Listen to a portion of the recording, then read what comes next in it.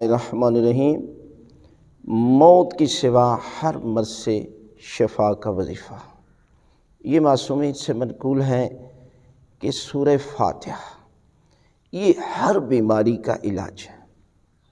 یعنی وجہ یہ ہے کہ آج دیکھ لے، قرآن نے جب کہا کہ قرآن ہدایت دیتا ہے، قرآن متقی کو ہدایت دیتا ہے، نماز بے حیائی اور برے کاموں سے روکتی ہے، روزہ تقوی پیدا کرتا ہے۔ آپ اگر ہم نماز بھی پڑھ رہے ہیں، روزہ بھی رکھ رہے ہیں، لیکن ہمارے اندر تقوی پیدا نہیں ہو رہا، تو سمجھ لینا آپ حقیقی معنوں میں نماز نہیں پڑھ رہے، روزہ نہیں رکھ رہے۔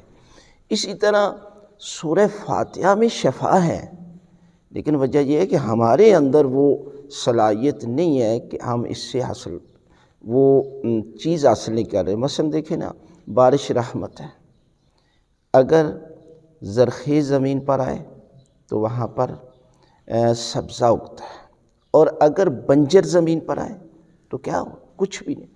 لیکن بارش اپنی جگہ پر رحمت ہے، یہ قصور زمین کا ہے۔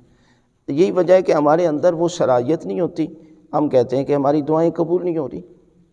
حقیقی معنوں میں سچے دل کے ساتھ توبہ کریں اور حلال روزی کمائیں، اپنے واجبات کو ادا کریں، تو پھر آپ سورہ فاتحہ سے ہی شفا ملے گی۔ لہذا 7 مرتبہ سورہ فاتحہ کو پڑھ کر اول و آخر 14 مرتبہ درود، جس بھی بیماری کے لیے آپ یہ پڑھتے ہیں، تو خداوند عالم اس سورہ فاتحہ کے صدقے میں آپ کو شفا عطا کرے گا۔ لہذا ہر صورت اسی سورہ فاتحہ یعنی سورہ الحمد کو پڑھا کریں، خداوند عالم آپ کو تمام بیماریوں سے شفا عطا کرے گا۔